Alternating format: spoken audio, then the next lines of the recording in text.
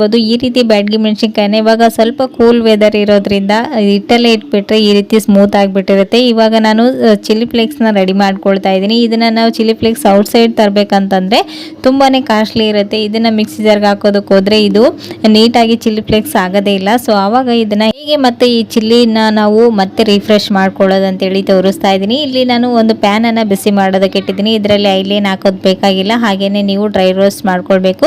ಒಂದು ಸ್ವಲ್ಪ ಸ್ಟವ್ನ ಲೋ ಫ್ಲೇಮಲ್ಲಿ ಇಟ್ಟು ಡ್ರೈ ರೋಸ್ಟ್ ಮಾಡಿಕೊಂಡು ಒಂದು 2 ಮಿನಿಟ್ಸ್ ಬಿಟ್ಟು ನಂತರ ಇದು ನೋಡ್ತಾ ಇರ್ಬೋದು ಇಲ್ಲಿ ಸ್ವಲ್ಪ ತಣ್ಣಗಾದ ನಂತರ ಎಷ್ಟು ಕ್ರಿಸ್ಪಿಯಾಗಿ ಆಗಿದೆ ಅಂತ. ಇವಾಗ ನೀವು ಕೈಯಿಂದ ಜಸ್ಟ್ ರಬ್ ಮಾಡಿದರೆ ಸಾಕು ಚಿಲ್ಲಿ ಫ್ಲೇಕ್ಸ್ ರೆಡಿ ಆಗುತ್ತೆ. ಸೊ ಇದನ್ನು ಸ್ವಲ್ಪ ಮಿಕ್ಸಿ ಜಾರ್ಗೆ ಹಾಕಿ ಜಸ್ಟ್ ಗ್ರೈಂಡ್ ಮಾಡಿದರೆ ಸಾಕು. ನಿಮಗೆ ಯಾವ ರೀತಿ ಬೇಕು ಚಿಲ್ಲಿ ಫ್ಲೇಕ್ಸ್ ಆ ರೀತಿ ರೆಡಿ ಆಗುತ್ತೆ. ಸೊ ನೋಡ್ತಾ ಇರ್ಬೋದು ಇವಾಗ ನಾನು ಒಂದು ಮಿಕ್ಸಿ ಜಾರ್ಗೆ ಹಾಕ್ಕೊಂಡು ಜಸ್ಟ್ 1 ಗ್ರೌಂಡ್ ಅಷ್ಟೇ ಇದನ್ನು ಟರ್ನ್ ಮಾಡಿದ್ದೀನಿ. ಇಷ್ಟೇ ಮಾಡಿದರೆ ಸಾಕು. ನೀವು ದುಬಾರಿ ಬೆಲೆಯ ಚಿಲ್ಲಿ ಫ್ಲೇಕ್ಸ್ನ ಮನೆಯಲ್ಲೇ ರೆಡಿ ಮಾಡ್ಕೊಳ್ಬೋದು. ಸೊ ಕೂಲ್ ವೆದರ್ ಇದ್ದಾಗ